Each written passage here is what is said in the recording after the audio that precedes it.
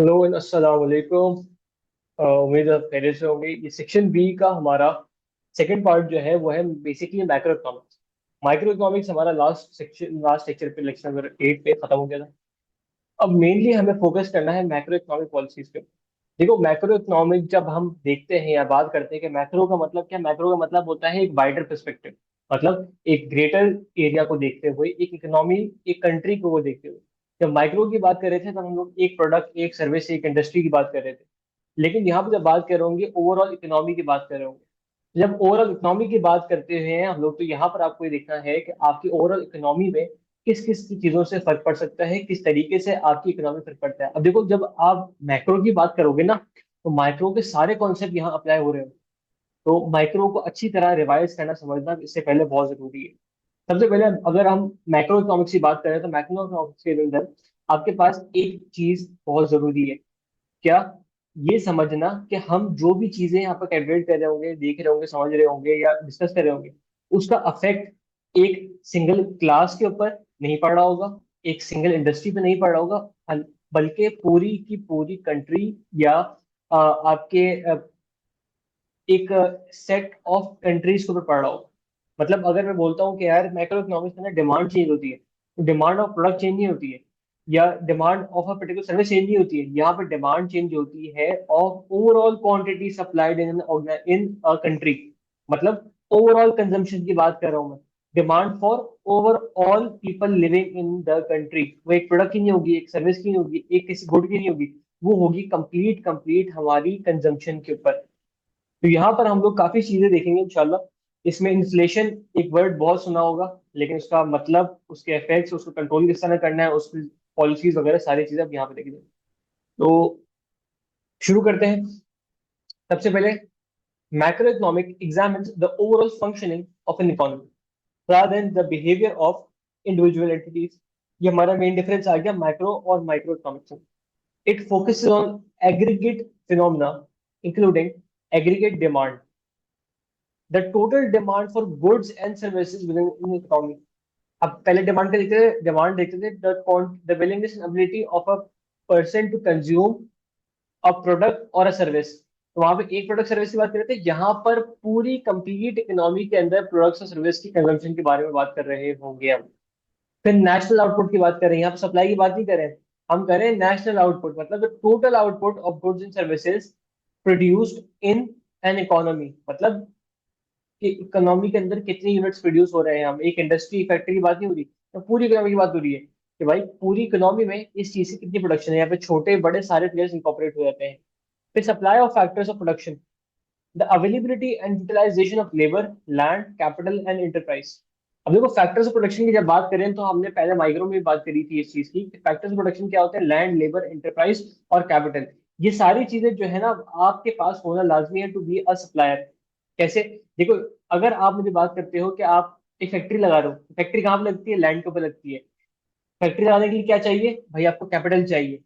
Factory चलाने के लिए कौन चाहिए? लेबर चाहिए। और फैक्ट्री को इफेक्टिवली ऑपरेट करने के लिए आपको एंटरप्राइज चाहिए। एंटरप्रेन्योरशिप मतलब आपकी रिस्क टेकिंग एबिलिटी, और a person who can guide multiple people, hundreds of people behind them for a successful venture. तो आप अगर एक बंदे को देख रहे हैं जो एक बहुत सारे लोगों को, 100-200 लोगों को अपनी रिस्क के ऊपर चला रहा है और एक प्रोडक्ट बनाने की कोशिश कर रहा है और मार्केट में बेच रहा है, तो उसको एंटरप्रेन्योर बोलेंगे। तो यहाँ पर सप्लाई ऑफ फैक्टर प्रोडक्शन जो है कंज्यूमर, हमें देखना पड़ेगा कि एक प्रोडक्ट की बात नहीं करेंगे, यहाँ पर ओवरऑल फैक्टर प्रोडक्शन की अवेलेबिलिटी की बात करेंगे। यहाँ पर हम लोग जो है रॉ मटेरियल की बात कर रहे होंगे, या लेबर की बात कर रहे, लैंड की बात कर रहे होंगे, तो यहाँ पर एग्रीगेट की बात कर रहे होंगे। यहाँ पर इंप्लॉयमेंट अनएम्प्लॉयमेंट की बात हो रही होगी। यहाँ पर फैक्टर्स ऑफ प्रोडक्शन के अंदर हम लोग के पास resources available in a country की बात हो रही है। Capital available on the balance of, हमारे पास देखेंगे कि रिजर्व्स कितने हैं कंट्री के अंदर, उससे क्या इफेक्ट पड़ रहा है। रिजर्व कम हो जाएगा तो क्या होगा? फॉरेन एक्सचेंज के साथ क्या इफेक्ट आ सकता है हमारी कंट्री के ऊपर, इन्फ्लेशन से क्या इफेक्ट आ सकता है कैपिटल के ऊपर, इस चीजों में बात कर रहे होंगे। अच्छा, अब नेशनल इनकम क्या होती है? It is the total income earned by providers of the factors of production, categorized as labor मतलब wages, land मतलब रेंट, कैपिटल मतलब इंटरेस्ट, और एंटरप्रेन्योरशिप मतलब प्रॉफिट।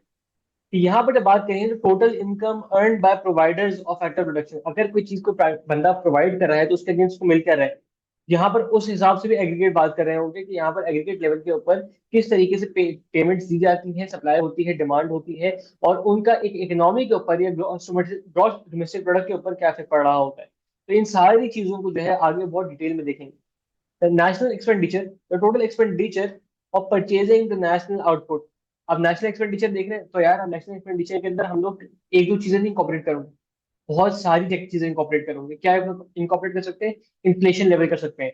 अगर बाहर से मंगवा रहे हैं तो फॉरेन एक्सचेंज हम लोग इसमें इंकॉर्पोरेट कर सकते हैं। अगर हम लोग जो है इसको प्रोड्यूस कर रहे हैं तो गवर्नमेंट टैक्सेस हम लोग की इंकॉर्पोरेट कर सकते हैं, इसके सब्सिडीज इंकॉर्पोरेट कर सकते हैं। यहाँ पर अगर हम लोग नेशनल एक्सपेंडिचर की बात कर रहे हैं तो government expenditure to produce something, और पूरी इकोनॉमी को एक चीज प्रोड्यूस करने में कितना खर्चा आता है उसके बारे में बात कर रहे होंगे। फिर गवर्नमेंट पॉलिसीज भाई क्या होती है? गवर्नमेंट पॉलिसीज होती है कि जब इन्फ्लेशन आती है या टैक्सेशन होती है, या फिर हमारी जो है गवर्नमेंट किसी किस्म की भी एक्टिविटी करना चाहती है, तो वो कौन सी पॉलिसी अप्लाई करते हैं। इसकी मिसाल हम ऐसे दे सकते हैं, देखो अगर मैं आपको बोलता हूँ कि भाई महंगाई हो रही है, और किस वजह से हो रही है? क्यों? क्योंकि लोगों के पास जॉब नहीं है। ठीक है, लोगों के पास पैसे कम है, महंगाई ज्यादा इसलिए हो रही है, चीजें महंगी, कॉस्ट वही है लेकिन चीजों की परचेजिंग पावर कम हो गई है। गवर्नमेंट क्या करी? गवर्नमेंट बोली कि यार टैक्सेस कम कर देते हैं। टैक्स कम करेंगे तो क्या होगा? लोगों पर पैसे ज्यादा बढ़ जाएंगे। ठीक है, और क्या करते हैं? सब्सिडी दे देते हैं, मनी सप्लाई बढ़ा देते हैं। या फिर हम लोग जो है इंटरेस्ट रेट कम कर देते हैं ताकि लोग बोरिंग करें। किसी तरीके से हम लोग मनी सप्लाई इंक्रीज कर रहे होंगे ताकि लोगों के पास ज्यादा पैसे हो और ज्यादा खर्च कर सके।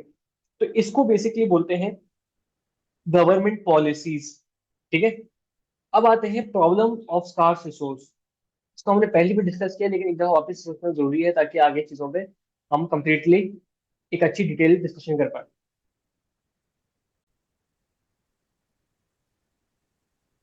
तो ये प्रॉब्लम ऑफ स्कार्स रिसोर्स क्या है? सबसे पहले भाई देखो, रिसोर्सेज हमारी स्कार्स है। ठीक है, तो अब स्कार्स रिसोर्स का मतलब क्या है? मतलब हमारे रिसोर्सेज हैं लिमिटेड। रिसोर्सेज लिमिटेड हैं लेकिन हमारी वांट्स नॉट लिमिटेड है। तो ये तो आप लोगों ने सुना ही होगा कि भाई ख्वाहिशात की कोई हद नहीं होती। तो इस सेंटेंस का मतलब ये होता है कि हमारी वांट्स अनलिमिटेड होती हैं, हमारी जो है, और रिसोर्सेज जो है लिमिटेड है। अब आपको एक गाड़ी हो गया, बोलेंगे यार कुछ पैसे हैं दूसरी गाड़ी ले लेते हैं।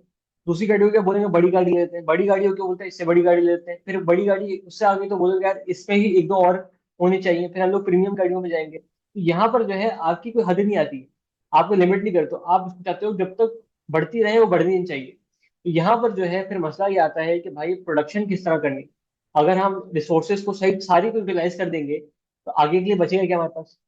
अगर रिसोर्सेज को हम तरीके से यूटिलाइज नहीं करेंगे तो फ्यूचर जनरेशन के लिए हमारे पास तो बचेगा ही नहीं। इसके अलावा अगर हम बात करते हैं कि भाई अगर हम लोग जो है अपनी रिसोर्सेज को सही तरीके से यूटिलाइज नहीं कर पाएंगे तो जो लोगों की बेसिक नेसेसिटीज है वो फुलफिल नहीं हो पाएंगी।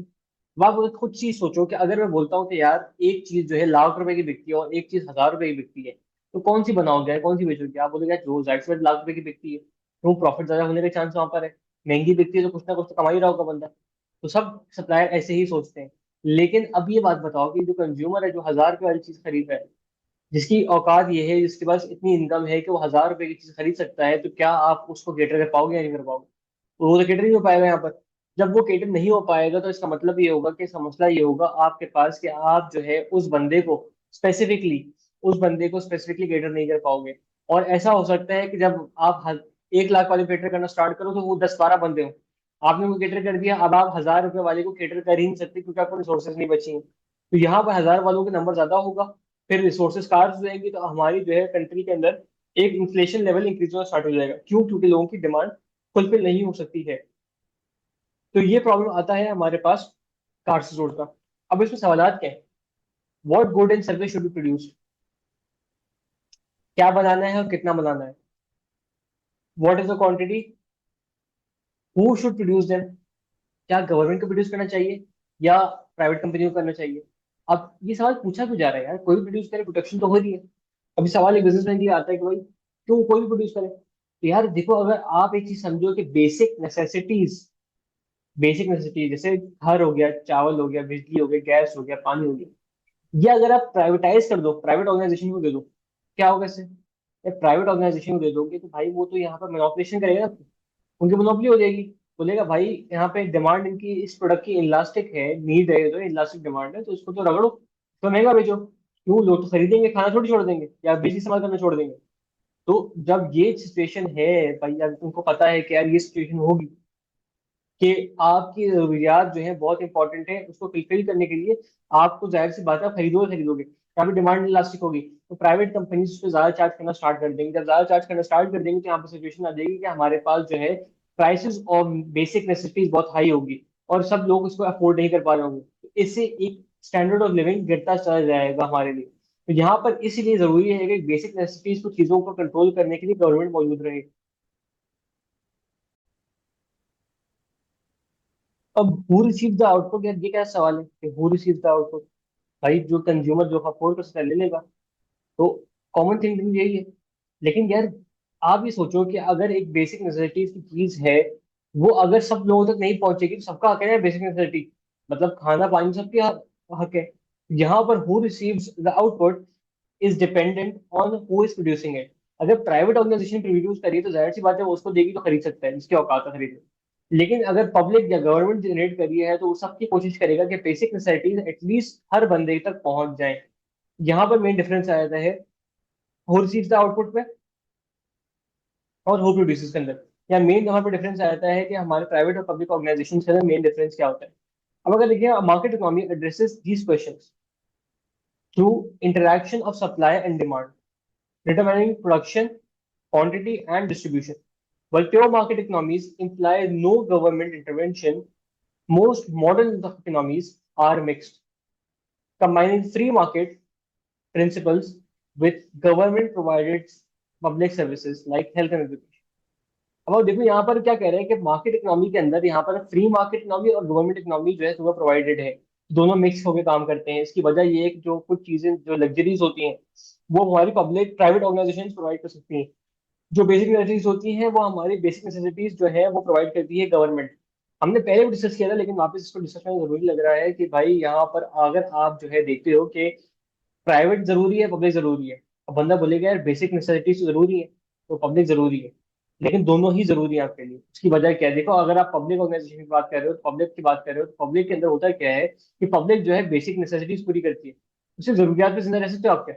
नहीं रह सकते, क्यों भाई? भाई जब तक एडवांसमेंट नहीं होगी इकोनॉमी किस तरह बढ़ेगी? अब आपके घर की बात नहीं हो रही है, यहाँ पे पूरे मुल्क की बात हो रही है। तो यहाँ पे अगर मुल्क की बात कर रहे हो तो आपकी बेसिक नेसेसिटीज होती है आटा दाल चावल, बिजली पानी घर, ये चीजें आपको प्रोवाइड कर दी तो आप इस पे जिंदा रह सकते हो सिर्फ? नहीं यार, आपको इंटरनेट भी चाहिए, आपको नई टेक्नोलॉजी मोबाइल भी चाहिए, आपको नई टेक्नोलॉजी लैपटॉप भी चाहिए, आपको नई टेक्नोलॉजी कंस्ट्रक्शन फैसिलिटी भी चाहिए, आपको इंफ्रास्ट्रक्चर अच्छा चाहिए। ये सारी चीजें जो चाहिए, तो इस गवर्नमेंट तो सिर्फ बेसिक नेसेसिटीज प्रोवाइड करिए ना आपको, लग्जरीज कहाँ जाएंगी? तो लग्जरीज चाहिए आपको, तो इस वजह से जो है जाहिर सी बात है आपको वो जरूरी है कि आपके पास प्राइवेट कंपनियां भी हो। जब प्राइवेट कंपनी होती है वो स्टैंडर्ड ऑफ लिविंग को बढ़ाने की कोशिश करती है, वो बोलती है प्रीमियम साइड पे आओ भाई, सस्ती जगह पे कहाँ रहते हो, आप प्रीमियम पे आ जाओ। वो प्रीमियम पे लाने के लिए कोशिश करते हैं कि हर कंज्यूमर जो है प्रीमियम साइड पे आके रहे। तो प्रीमियम साइड पे कंज्यूमर आके रहेगा तो जाहिर सी बात है खर्चा ज्यादा करेगा, प्राइवेट वाले कमाएंगे, प्राइवेट वाले कमाएंगे तो वो और नई टेक्नोलॉजीज लेकर आएंगे, जिससे जो है हमारी आवाम जो है वो एक extremely high level of standard of living के अंदर रह रहे होंगे। तो वहां पे जब स्टैंडर्ड लिविंग इंक्रीज होता है कंट्री के अंदर, जब स्टैंडर्ड लिविंग इंक्रीज होता है, टेक्नोलॉजी आती है, तो ओवरऑल इकोनॉमी हमारी बूस्ट करती है। सही है, अब जाहिर है आप समझ रहे हो कि अगर प्राइवेट कंपनी आ रही है तो नौकरियां तो वो आके पब्लिक को दे रही है ना, आम लोगों को दे रही है। जितनी ज्यादा प्राइवेट कंपनी आती जाएंगी उतनी ज्यादा एम्प्लॉयमेंट क्रिएट होती जाएगी, और नई टेक्नोलॉजी आएगी तो आपकी एफिशिएंसी इंक्रीज होगी, जिससे आपका जो टोटल आउटपुट है इकोनॉमी के अंदर वो इंक्रीज हो जाएगा। तो ये मेन कॉन्सेप्ट है कि स्कार्स रिसोर्सेज से हमने स्टार्ट किया था और आए हैं हम लोग इसके मार्केट के ऊपर। अच्छा, मैक्रो इकोनॉमिक पॉलिसीज क्या होती हैं कि गवर्नमेंट टिपिकली इंटरवीन करती है इकोनॉमी के अंदर to improve performance, pursuing the following main objective. Main objective क्या होते हैं भाई? कि आपने इकोनॉमिक ग्रोथ करनी है, ठीक है, इनहेंस करना है इकोनॉमी की प्रोडक्टिविटी को, लो इन्फ्लेशन। भाई इन्फ्लेशन लो करनी है मतलब कि cost increase in the products तो कम होनी चाहिए। मतलब अगर एक चीज इस साल 1,000 रुपए की है तो अगले साल वो मैक्सिमम जो है 1,010 रुपए की, 1,050 रुपए की हो, ताकि आपकी ज्यादा महंगाई इंक्रीज ना हो। ज्यादा महंगाई नहीं होगी तो मतलब ये है कि स्टैंडर्ड लिविंग अच्छा रहेगा, आपकी इकोनॉमी स्टेबल रहेगी, लोगों की शकल के अंदर चीजें रहेंगी वो उस हिसाब से प्लान कर सकते हैं। नई इंडस्ट्रीज आएंगी, वो बोलेंगे हाँ भाई अब इन्फ्लेशन रेट रो है, मतलब ये कॉस्ट ऑफ प्रोडक्शन जो है कम होगी, कॉस्ट ऑफ प्रोडक्शन कम होगी तब बिजनेस वाला सोचेगा प्रॉफिट मिलेगा उसको। सही है। तो जहाँ इन्फ्लेशन लो होती है, सस्टेनेबल होती है, प्रॉपर होती है, वहां पर जो है प्राइवेट कंपनीज भी ज्यादा इन्वेस्ट करी होती है, ज्यादा काम करी होती है, ताकि उनकी इन्वेस्टमेंट जो है एक फ्रूटफुल रिटर्न दे रही हो। फिर हाई एम्प्लॉयमेंट। हाई एम्प्लॉयमेंट मतलब कोई बंदा बेरोजगार ना रहे। जितनी ज्यादा एम्प्लॉयमेंट होगी उतनी ज्यादा प्रोडक्शन होगी, जितनी ज्यादा प्रोडक्शन होगी उतनी ज्यादा जीडीपी बढ़ेगी, जितनी ज्यादा प्रोडक्शन होगी उतनी ज्यादा सप्लाई होगी, उतनी ज्यादा सप्लाई होगी तो हमारी कॉस्ट ऑफ प्रोडक्ट जो है एक मॉडरेट लेवल पे रह रही होंगी। तो सारे लोग एम्प्लॉयड होंगे और सारे लोग काम कर रहे हैं, सारे लोग सर्विसेज प्रोवाइड कर रहे हैं, गुड्स प्रोवाइड कर रहे हैं, तो खरीदने वाले भी ज्यादा हैं, बेचने वाले ज्यादा हैं, तो यहाँ पर डिमांड और सप्लाई की इंटरेक्शन आ जाती है और यहाँ पर आपकी जो है इकोनॉमी एक स्टेबल लेवल पे इंक्रीज कर रही होती है। फिर sustainable balance of payment. Sustainable balance of payment क्या होता है? बैलेंस ऑफ पेमेंट देखो बेसिकली होता है कि आपके एक्सपोर्ट और इम्पोर्ट दोनों एक बराबर लेवल पर रहे, और कोशिश ये होती है कि आपके एक्सपोर्ट ज्यादा हो, इम्पोर्ट कम हो। तो इसकी लॉजिक है, लॉजिक आगे बहुत डिटेल में देखेंगे, लेकिन अभी इसको समझ लेंगे थोड़ा सा, ताकि दिमाग में एक परेशानी न रहे कि यार ये आगे जाके क्या चीज आ जाएगी। देखो बैलेंस ऑफ पेमेंट क्या बोलता है? बोलता है भाई अगर आप एक्सपोर्ट ज्यादा करोगे तो पैसा पाकिस्तान में ज्यादा आएगा, जितना ज्यादा बारिश होगी उतना पानी आएगा, तो जितना ज्यादा एक्सपोर्ट होगा उतना पाकिस्तान में पानी ज्यादा, पैसे ज्यादा आएंगे, जितने ज्यादा पैसे आएंगे, फॉरेन करेंसी आएगी, उतने ज्यादा पाकिस्तान के रिजर्व्स बढ़ेंगे, जितने रिजर्व बढ़ेंगे उतनी ज्यादा आपकी जो है गवर्नमेंट के पास पैसे स्पेंड करने के लिए अवेलेबल होंगे। जितने ज्यादा बाहर से पैसे आएंगे उतने ज्यादा टैक्स चार्ज होगा, जितना ज्यादा टैक्स होगा तो उतनी ज्यादा स्पेंडिंग हो रही होगी गवर्नमेंट से, उतनी जितनी ज्यादा स्पेंडिंग हो रही होगी उतना आपका लाइफस्टाइल बेटर होता रहेगा, इंफ्रास्ट्रक्चर बेटर होता रहेगा। अब अगर आप बात करते हो कि इम्पोर्ट्स की, तो इम्पोर्ट से क्या होता है कि भाई इम्पोर्ट कर रहे हो तो सामान मंगवा रहे हो, पैसे दोगे उसके, आप पैसे दे रहे हो तो करेंसी बाहर जा रही है, तो पैसे बाहर जा रहे हैं तो मतलब एक इकोनॉमी से पैसे निकल के दूसरी कंट्री की इकोनॉमी में जा रहे हैं। तो एक कंट्री की इकोनॉमी से आपकी जेब से पैसे निकल के किसी और की जेब में जाते हैं, तकलीफ तो होती है। तो यही पर यही कॉन्सेप्ट है कि जितनी ज्यादा हमारे पैसे जो है दूसरी कंट्री में जाएंगे उतनी ज्यादा हमारी इकोनॉमी को एक डैमेज हो रहा होगा। तो जितनी कम हमारी इंपोर्ट होंगी उतना बेहतर है, जितनी ज्यादा चीजें हम लोग एक्सपोर्ट करेंगे उतना बेहतर है। तो बैलेंस ऑफ पेमेंट हमेशा कोशिश होती है कि पॉजिटिव में रहे, हम पेमेंट जो है हमारे पास आ रही हो, हमसे जा नहीं रही हो। तो मेन कॉन्सेप्ट यहाँ पर ये होता है। These policies are implemented through various tools including fiscal policy, इसको आगे पढ़ेंगे, जिसमें टैक्सेशन और गवर्नमेंट स्पेंडिंग की बात हो रही होती है, and monetary policy with control of money supply and interest rates are targeted. ये पॉलिसीज गवर्नमेंट इंप्लीमेंट करती है टू कंट्रोल बेसिकली इन्फ्लेशन और बाकी कुछ चीजों के रिगार्डिंग। तो इसको डिटेल में देखेंगे। अभी के लिए पहले हम लोग मेन फोकस करना है कि हमारे मेन जो ऑर्गेनाइजेशन या कंट्री के अंदर ऑब्जेक्टिव्स ऑफ इकोनॉमिक्स है वो है क्या। वो मेन तीन चीजें जो हम लोग देखनी है, हमने पहले अभी ऊपर ही देखी है, वो यही है कि इकोनॉमिक ग्रोथ होनी चाहिए, जिससे हम लोग देख सकें कि हमारा आउटपुट ऑफ गुड्स इंक्रीज हो रहा है और टिपिकली हमारी जीडीपी इंक्रीज हो रही है। लो इन्फ्लेशन का मतलब प्राइसेस में चेंज कम आएगा, प्राइसेस स्टेबल रहेंगी तो हमारी जो प्रेडिक्टेबिलिटी है वो बेहतर हो जाएगी। हाई एम्प्लॉयमेंट रहेगी तो reducing unemployment in to ensure labour force is effectively utilised.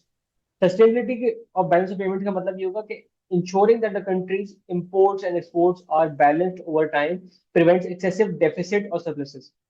देखो सरप्लस होना यहाँ पर बेनिफिट है, लेकिन डेफिसिट होना मतलब नेगेटिव में होना एक नुकसानदेह सिचुएशन आ जाती है।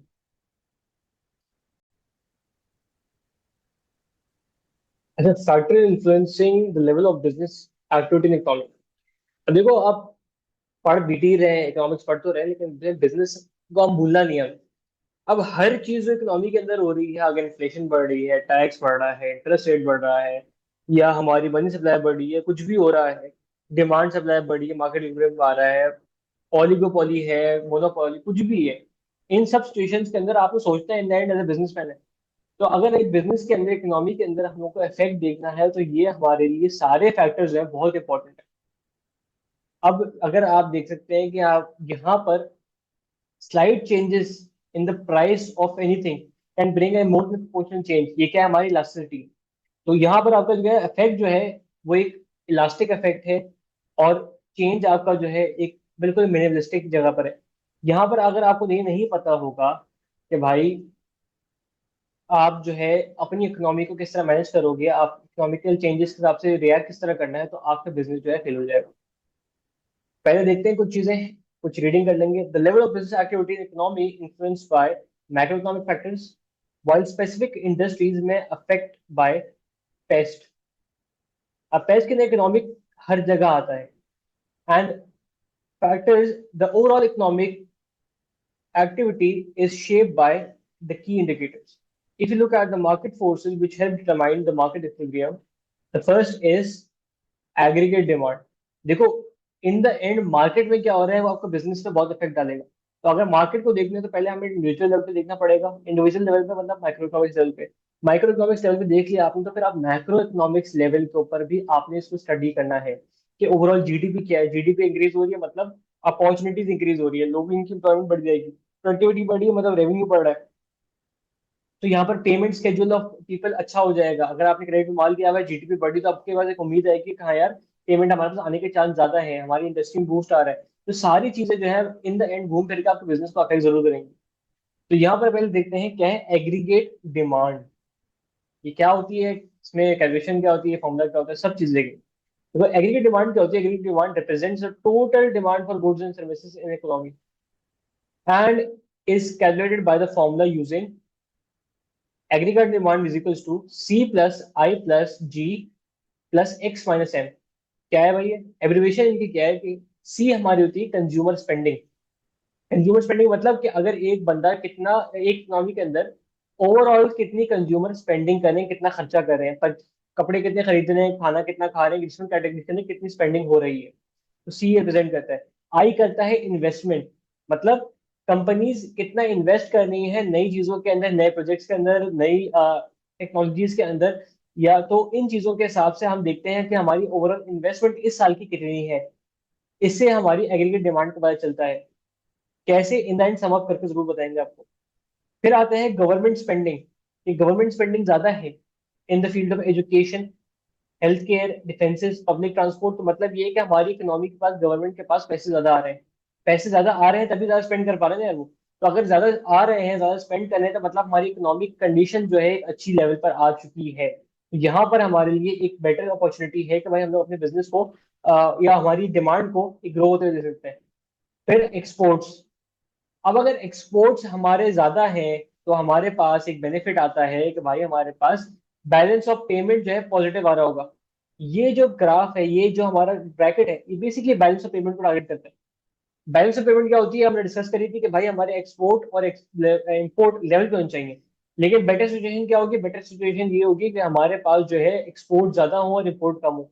तो अगर आप देख रहे हो कि भाई हमारी एग्रीगेट डिमांड पे कितना फर्क पड़ रहा है, क्या इफेक्ट आ रहा है, तो यही देखना पड़ेगा कि एक्सपोर्ट कितना हो रहा है और इम्पोर्ट कितना हो रहा है। अगर एक्सपोर्ट ज्यादा हो रहा है और इम्पोर्ट कम हो रहा है तो यहाँ पर ये है कि हमारी डिमांड पे एक नेगेटिव इफेक्ट आ रहा होगा। क्यों? क्योंकि भाई अगर आपके इम्पोर्ट ज्यादा है तो मतलब ये है कि मनी सप्लाई, पैसे कंट्री से बाहर जा रहे हैं। पैसे कंट्री से बाहर जा रहे हैं तो जाहिर सी बात है कंट्री के पास स्पेंडिंग के लिए पैसे कम है। कंट्री के स्पेंडिंग के लिए पैसे कम है, मतलब ये होगा कि हमारी ओवरऑल जो है डिमांड ऑफ द कंज्यूमर कम हो जाएगी प्रोडक्ट्स के लिए। तो जैसे अब गवर्नमेंट का स्पेंडिंग के लिए कम है तो क्या करेगी? गवर्नमेंट टैक्सेस बढ़ा देगी, टैक्सेस बढ़ाएगी पैसे ज्यादा लेगी, टैक्सेस ज्यादा लेगी तो कंज्यूमर पैसे कम हो जाएंगे। तो अगर एक फैक्टर को देखो तो एक फैक्टर के इफेक्ट से सारे दूसरे फैक्टर यहाँ पर अफेक्ट हो रहे हैं। तो अगर आप बात करें एग्रीगेट डिमांड की, एग्रीगेट डिमांड हमारी इन सारे फैक्टर से इन्फ्लुएंस हो सकती है। अगर कंज्यूमर के पास स्पेंडिंग के लिए पैसे ज्यादा है तो हमारी डिमांड बढ़ जाएगी। अगर गवर्नमेंट जो है ज्यादा स्पेंडिंग करती है तो हमारी डिमांड बढ़ जाएगी। अगर हमारे जो है इन्वेस्टमेंट बिजनेस में ज्यादा हो रही है, इन्वेस्टमेंट हो रही है मतलब कि उनको वो नई टेक्नोलॉजी लेके आ रहे हैं, नई टेक्नोलॉजी लेके आ रहे हैं मतलब लोगों को इंट्रीग करेंगे वो। लोगों को इंट्रीग करेंगे तो ये है कि हमारे एग्रीगेट डिमांड बढ़ सकती है। फिर अगर हमारे इंपोर्ट कम है, एक्सपोर्ट ज्यादा है, तो ये है कि सप्लायर बढ़ जाएंगे और हमारी एग्रीगेट डिमांड भी बढ़ जाएगी। Aggregate demand of the product and service, तो एग्रीगेट डिमांड बढ़ जाएगी तो हमारी ओवरऑल अपॉर्चुनिटीज फॉर प्रोडक्शन बढ़ जाएंगी। हमारे पास ओवरऑल अपॉर्चुनिटी आ जाएगी ऑर्गेनाइजेशन के अंदर या कंट्री के अंदर कि हम लोग ज्यादा चीजें प्रोड्यूस कर सकते हैं। अच्छा, न्यूमेरिकल एग्जांपल देखते हैं एग्रीगेट डिमांड की कि भाई अगर प्राइस लेवल 100 है हमारा, तो कंजम्पशन 500 है, इन्वेस्टमेंट 200 है, गवर्नमेंट स्पेंडिंग 300 है, नेट एक्सपोर्ट्स हमारा 50 है। तो एग्रीगेट डिमांड हमारी क्या होगी? 1050 होगी। कैसे फॉर्मूला में इनपुट करें हम आपको सारी चीजें दी है। अब मैं आपको बोलता हूँ कि भाई कंज्यूमर कंजम्पशन कितनी है? 500 है, 500 प्लस इन्वेस्टमेंट 200 प्लस 300 हमारा जो है गवर्नमेंट स्पेंडिंग प्लस नेट होके 50 आ रहा है, तो हमारे पास कितनी आएगी? 1050 हमारी एग्रीगेट डिमांड आ रही होगी। इसी तरीके से बाकी एग्जांपल्स को भी आप कैलकुलेट करेंगे तो फॉर्मूला इनपुट करना है आपने सिर्फ। अब जाहिर सी बात है हर प्राइस के ऊपर एक डिफरेंट डिमांड, कंजम्पशन, इन्वेस्टमेंट और एक्सपोर्ट इंपोर्ट हो रहा होगा। तो ये हर डिमांड के ऊपर वेरी कर रहा होता है। अब इसकी ऑब्जर्वेशन क्या है कि wealth effect, when prices fall purchasing power increases leading to higher consumption. See, ठीक है। अब यहाँ पे आप देखो कि यार जब जैसे ही प्राइसेस हमारी इंक्रीज हो रही है, क्या हमारी कंजम्पशन फॉल हो रही है? बिल्कुल हो रही है। जैसे ही हमारी प्राइसेस कम होती हैं तो हमारी जो है कंजम्पशन बढ़ जाती है, मतलब हमारी परचेजिंग पावर बढ़ रही है। प्राइस कम होगी तो हम उसी पैसों में ज्यादा चीजें खरीद सकते हैं, तो यहाँ जिसका प्राइस में ज्यादा चीजें खरीदने वाली सिचुएशन को हम लोग परचेजिंग पावर बोलते हैं। फिर interest rate, lower interest rate, lower price reduce demand for money, decreasing interest rates encourage investment and consumer boring. अब मुझे बात बताओ कि यार पहले मैं आपको बोल रहा था कि यार 20% इंटरेस्ट है, आपने बिजनेस के लोन लेना है, आपको पर्सनल कंजम्पशन के लोन लेना है, तो 20% अगर लोन है तो मतलब मुझे 100 रुपए में 20 रुपए देना है। मतलब 5 साल बाद पैसे डबल हो जाएंगे। कैसे? क्या यार, अगर अभी 100 रुपए मैंने लिए हैं, 5 साल तक मैं इंटरेस्ट भरूंगा 20% के हिसाब से पर एनम, तो 5 साल बाद इस 100 रुपए के अगेंस्ट में 100 रुपए दे चुका हूँ, बिल्कुल दे चुका हूँ। मतलब मैंने 100 रुपए लिया, उसमें 100 रुपए इंटरेस्ट भर दिया मैंने, ओरिजिनल अमाउंट दिया ही नहीं मैंने अभी तक। यहाँ पर जो है हाई इंटरेस्ट रेट बोलता है कि भाई हाई इंटरेस्ट रेट जब होगा, इंटरेस्ट रेट हाई होगा मतलब आपने ज्यादा पेमेंट करनी है टू द बैंक। जब ज्यादा पेमेंट करनी है आपको, ज्यादा आपको बर्डन पड़ रहा है, तो भाई वो बोलेगा कि यार बोरोइंग नहीं करो अभी, इंटरेस्ट रेट हाई है, पेमेंट भी उल्टा पड़ जाएगा हमारे पे। तो यहाँ पर हमारी इंटरेस्ट रेट हाई होने की वजह से बोरोइंग कम हो जाती है। अगर आपको जो है बोरोइंग बढ़ानी है तो इसके लिए आपको इंटरेस्ट रेट अपना लो करना पड़ जाएगा। इंटरेस्ट रेट लो कर देंगे, इससे क्या होगा, इंटरेस्ट लो करने से लोग बोलेंगे यार सस्ता लोन मिल रहा है, सस्ता लोन मिल रहा है, इससे ज्यादा तो हम कमा ही लेंगे। अगर इंटरेस्ट रेट 8% है और मैं साल का 12% कमा रहा हूँ, तो बोलूंगा यार मैं ये अपने पैसे क्यों लगाऊं, मैं तो बोरो करता हूँ, 8% दे दूंगा और 12% तो कमा रहा हूँ, तो 4% तो बैठे बैठाए बगैर कुछ मेहनत के प्रॉफिट मिल रहा है ना मुझे यहाँ पर। तो यहाँ पर इस सिचुएशन के अंदर कंज्यूमर बोरोइंग ज्यादा कर रहा होगा, बिजनेस बोरोइंग ज्यादा कर रहे होंगे, क्यों? क्योंकि उनकी अर्निंग ज्यादा होगी और इंटरेस्ट रेट कम का पे करना होगा। तो यहाँ पे उनके पास एक बेनिफिट आ जाएगा कि यहाँ यार सस्ता सोर्स ऑफ इनकम आ रहा है, सस्ता सोर्स ऑफ फाइनेंस आ रहा है, तो उसको अवेल करना चाहिए इंसान को। फिर आते हैं तीसरी चीज पे। तीसरी चीज क्या है हमारी? Exchange rate effect. अब अगर एक्सचेंज रेट हमारा कम होता है, एक्सचेंज रेट कम होता है क्या मतलब? अभी आप लोग सुनते हो यार डॉलर जो है 250 का हो गया, डॉलर 300 का हो गया। अब एसीसी की फीस दोगे तो यार दिमाग में तो कन्वर्ट चलता है ना, पाकिस्तानी फीस है तो पाकिस्तान में कितने जा रहे हैं आपके? या इंडिया में बैठे हो या फिर आप दुबई में बैठे हो, आप किसी भी कंट्री में बैठे हो, अब डॉलर में कन्वर्जन करते हो तो आपको दिमाग घूमता नहीं यार इतने पैसे जा रहे हैं हमारे। अब इसको बोलते हैं एक्सचेंज रेट, कि एक पाकिस्तानी रुपए के अगेंस्ट से, एक दुबई के dirham के अगेंस्ट से, एक इंडियन रुपीज से अगेंस्ट आपका जो है कितने डॉलर आ जाएंगे। तो एक्सचेंज अगर मैं करूँ एक पाकिस्तानी रुपए का तो कितने डॉलर आएंगे, वो हमें देखना पड़ता है। तो अब अगर यहाँ पर हम देखें कि एक्सचेंज रेट हमारा फॉल करता है, मतलब पहले हमारा एक डॉलर आता था 250 पाकिस्तानी रुपए में, अब वो 100 पे आ गया। मतलब एक हम पाकिस्तानी एक एक यूएस डॉलर हम लोग जो है 100 रुपए में खरीद सकते हैं। तो क्या होगा कि भाई क्या मैं ज्यादा डॉलर खरीद सकता हूँ? बिल्कुल ज्यादा डॉलर खरीद सकता हूँ। जब ज्यादा डॉलर खरीद सकता हूँ तो मेरे लिए क्या ये आसान होगा कि मैं जो है बाहर से चीजें इंपोर्ट करूँ, है? अगर बाहर से चीजें इंपोर्ट करूंगा तो जाहिर सी बात है हम लोगों के पास एक बेनिफिट आएगा। ऐसा ही है भाई, बाहर से पैसा हमारे पास जो है ज्यादा आएगा, इसका मतलब बाहर से चीजें लेकर आएंगे तो हमें पैसे कम देने पड़े होंगे। कि अगर एक्सचेंज रेट हमारा कम हो गया है, मतलब अब समझो, आप एग्जांपल लेते हैं कि हमारा अभी यहाँ लिखते हैं कि $1 इज इक्वल्स टू 250 PKR। अब अगर एक्सचेंज रेट हो गया है हमारे पास $1 इज इक्वल्स टू 100 रुपीज। अब मैंने 100 यूनिट मंगवाने हैं, तो ये 1 यूनिट की प्राइस है,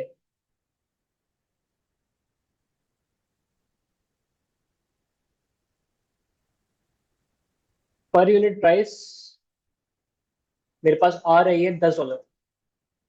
सही है। अब दोनों सिचुएशन में कन्वर्ट करते हैं इसको हम लोग। पहली सिचुएशन जहाँ पे हमारा डॉलर 250 रुपए का है। अगर मुझे अब देखो 100 यूनिट मंगवाने हैं, $10 का एक यूनिट है, तो मेरे पास टोटल जो कॉस्ट आ रही है, टोटल कॉस्ट है वो है $1000। $1000 है, सही है यहाँ पर। अब अगर मैं देखूँ कि पाकिस्तानी रुपए में कितना बनता है, तो $1 कितने का है? 250 रुपए का है। $1000 कितने का होगा? $1000 होगा कि 250 इंटू हजार। तो इसका आंसर आता है 2,50,000। तो अब अगर यहाँ पे देखो कि यार आप बोल रहे हैं यार 2.5 लाख रुपए पड़ रहे हैं मुझे सोने के लिए, लेकिन अब दूसरी सिचुएशन में देखो कि जब आपका जो है एक्सचेंज रेट फॉल कर गया तो क्या हो रहा है, टोटल कॉस्ट हमारी 1,000 ही रहेगी।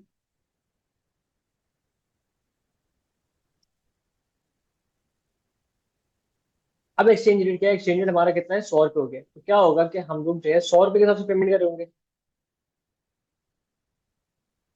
तो क्या आ रहा है हमारा आंसर, हमारा आंसर आएगा 1 लाख रुपए। जब एक्सचेंज रेट फॉल होता है तो हमारी पेमेंट करने के लिए हमें कम पैसे देने होते हैं। यहाँ पे एक्सचेंज रेट 250 था, हमें 2.5 लाख रुपए देने पड़ रहे थे, यहाँ पे अभी हमें सिर्फ 1 लाख रुपए देना पड़ रहा है। तो यहाँ पर जो है आपके पास सिचुएशन ऐसी है कि यहाँ बेनिफिट है आपके पास, अगर एक्सचेंज रेट फॉल होता है तो इम्पोर्ट करना सस्ता हो जाता है, आप इम्पोर्ट ज्यादा कर सकते हो। लेकिन अगर एक्सचेंज रेट कम हो जाता है तो एक्सपोर्ट डिस्करेज होते हैं। इसकी वजह ये है कि भाई अगर आप एक्सपोर्ट करोगे तो कम पैसे मिलेंगे पहले के मुकाबले में आपको, तो कम पैसे मिलेंगे बाहर के मुकाबले, पहले के मुकाबले में, तो आपको यार डिस्करेज होगा, बोलोगे यार कम पैसे मिल रहे हैं मुझे, तो अब ये तो नुकसान हो गया आपका। तो एक्सचेंज रेट फॉल होने से आपके जो एक्सपोर्ट जो है वो डिस्करेज होते हैं, एक्सचेंज रेट इंक्रीज होने से आपके जो है इंपोर्ट्स डिस्करेज होते हैं। इसको रीड भी कर लेंगे, if prices in the country fall exports become cheaper, increasing net exports. अभी क्या बोल रहे हैं कि यार अगर मेरी यहाँ पर जो है प्राइस ऑफ प्रोडक्ट जो है 100 रुपए थी, अब वो 50 रुपए हो गई है, तो क्या मैं एक्सपोर्ट करूंगा उसको, भैया एक्सपोर्ट करूंगा भाई, क्यों, मैं सस्ता में पड़ रही है, बाहर एक्सपोर्ट करूंगा डॉलर पैसा आएगा, मेरी अर्निंग यहाँ पर तो बढ़ जाएगी, जाहिर सी बात है, तो मेरी अर्निंग बढ़ जाएगी, तो भाई मेरे लिए तो बेनिफिशियल है ही है यहाँ पर। अब आते हैं हम लोग देखते हैं, as prices fall effective disposal income rises and consumers can buy more goods। तो अगर प्राइस डिक्रीज होती है, हम लोग जो है कंजम्पशन ज्यादा कर सकते हैं। तो बेसिक बेसिक एग्रीगेट डिमांड और डिमांड का कॉन्सेप्ट सेम है। यहाँ पे ग्राफ सेम चीज रिप्रेजेंट कर रहा होगा कि अगर आपकी जो है प्राइस ऑफ गुड कम हो जाती है तो यहाँ पर जो है आपके लिए एक बेनिफिशियल सिचुएशन होगी कि आप ज्यादा चीजें कंज्यूम कर सकते हो इकोनॉमी के अंदर। डिफरेंस ये है कि यहाँ पर, यहाँ प्राइस ऑफ अ प्रोडक्ट की जगह प्राइस लेवल इन इकोनॉमी में देखा जाता है, और यहाँ आउटपुट की जगह रियल जीडीपी देखा जाता है। रियल जीडीपी क्या होती है आगे जाके हम उसको भी देखेंगे। अब अगर बात करें aggregate demand curve slopes downwards, मतलब showing inverse relation with the price, जो कि नॉर्मल डिमांड कर्व में भी होता है, between price level and total demand. As the price level increase, aggregate demand falls. Same relation as of normal demand. The price बढ़ती है तो purchasing power decrease हो जाती है, people buy less. High interest rate होंगे तो लोग कम investment कर रहे होंगे, लोग बोरिंग कम कर रहे होंगे, और नेट एक्सपोर्ट्स कम होंगे तो डोमेस्टिक गुड्स जो है महंगे हो जाएंगे, तो इसकी वजह से जो है आपके डोमेस्टिक में परचेजिंग पावर कम हो जाएगी। अब कुछ फैक्टर्स देखते हैं जिनमें राइट वर्ड शिफ्ट और लेफ्ट वर्ड शिफ्ट देखेंगे। राइट वर्ड शिफ्ट मतलब हमारी जो है डिमांड डिक्रीज हो रही है, राइट वर्ड शिफ्ट मतलब हमारी डिमांड डिक्रीज हो रही है, और लेफ्ट वर्ड शिफ्ट होता है हमारी डिमांड जो है डिक्रीज हो रही है। अब देखते हैं कंज्यूमर स्पेंडिंग। कंज्यूमर स्पेंडिंग अगर हाई होगी एक इनकम लेवल के अंदर, यहाँ पे क्या होगा, हमारे लोअर टैक्सेस हो रहे होंगे, हाई कंज्यूमर कॉन्फिडेंस होगा, लो इंटरेस्ट रेट्स होंगे, लोअर हाउस होल्ड डेट्स होंगी। इन सिचुएशंस के अंदर जाहिर सी बात है, जब हमारे पास इनकम लेवल हाई होंगे, हमारी ये सारी चीजें आ रही होंगी, तो हर चीज का आप इफेक्ट देखो कि आपकी इनकम बढ़ रही है। आपकी इनकम बढ़ रही है तो जाहिर सी बात है आप स्पेंडिंग भी ज्यादा कर रहे होंगे। अब अगर मैं बोलूँ डिक्रीज इन एग्रीगेट डिमांड, जब लेफ्ट और शिफ्ट कब आता है, जब इकोनॉमिक रिसेशन हो। इकोनॉमिक रिसेशन मतलब इकोनॉमी में पैसे कम हो जाए, मार्केट के अंदर पैसे कम हो, पैसे देने के लिए, आपको सैलरी सबको मिलने के लिए बहुत मुश्किल हो रहा हो, टैक्स रेट हाई होगा, लोगों के पैसे कम होंगे, डिस्पोजेबल इनकम कम हो जाएगी, अब अनएम्प्लॉयमेंट हाई होगा तो लोगों के पास जॉब ही नहीं होगी, तो खर्चा कहाँ से करे हो। फिर इन्वेस्टमेंट, लो इंटरेस्ट रेट होगा तो हमारी जो है इन्वेस्टमेंट बढ़ जाएगी। बिजनेस ऑप्टिमाइजेशन, ऑप्टिमिज्म मतलब बिजनेस ऑप्टिमिज्म मतलब लोग ऑप्टिमिस्टिक हैं, लोग खुश हैं कि लोग सोच रहे हैं कि आगे आगे बिजनेस बढ़ेगा, तो अगर लोग सोचते हैं कि बिजनेस आगे बढ़ेगा तो ज्यादा इन्वेस्टमेंट हो रही होगी। फिर गवर्नमेंट ने इंसेंटिवाइज किया है हमारी इन्वेस्टमेंट को, मतलब सब्सिडीज दी है गवर्नमेंट ने, इंटरेस्ट रेट लो कर दी है, गवर्नमेंट हेल्प करिए कि इन्वेस्टमेंट करो। फिर टेक्नोलॉजिकल एडवांसमेंट, टेक्नोलॉजी इंक्रीज हो रही है तो जाहिर सी बात है हमारी इन्वेस्टमेंट बढ़ेगी in the sector, so that we can earn more money.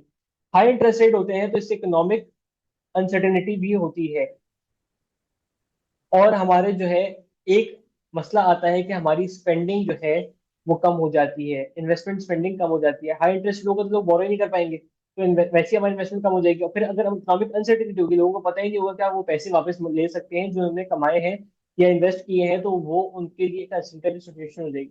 अगर मैं आपको बोलूं यार कि भाई आप जो है ना लाख रुपए इन्वेस्ट कर दो, लेकिन इन्फ्लेशन रेट हाई है, उसका पता नहीं है कि प्रॉफिट होगा या नुकसान होगा, तो क्या करोगे? आप इन्वेस्टमेंट करोगे?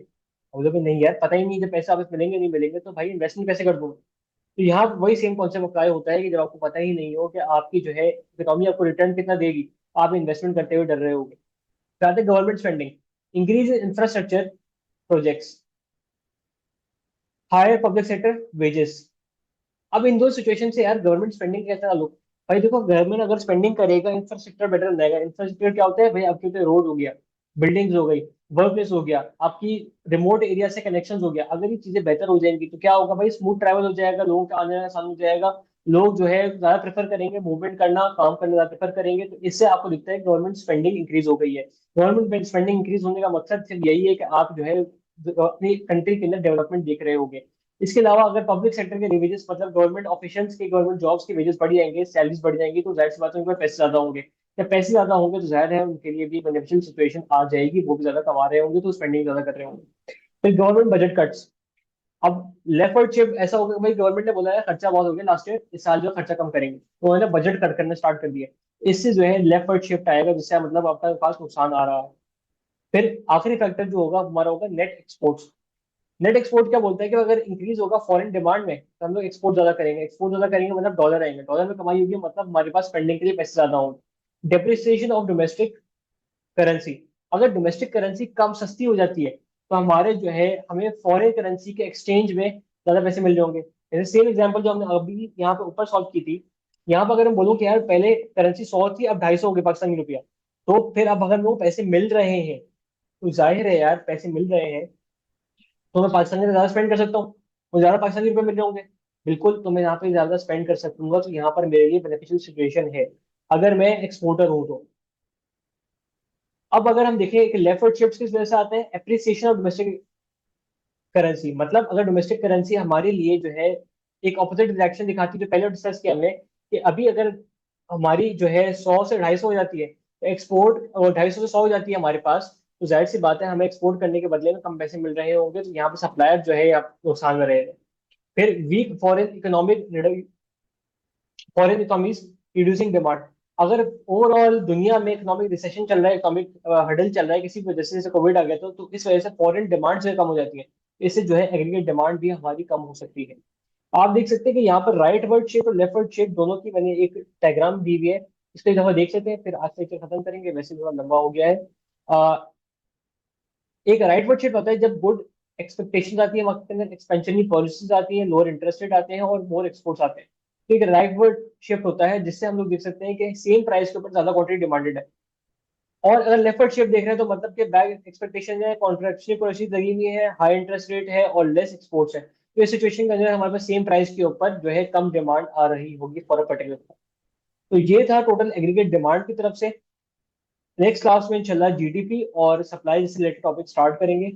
तो आज के लिए इंशाल्लाह इतना ही, मिलते हैं नेक्स्ट क्लास में। अल्लाह हाफ़िज़।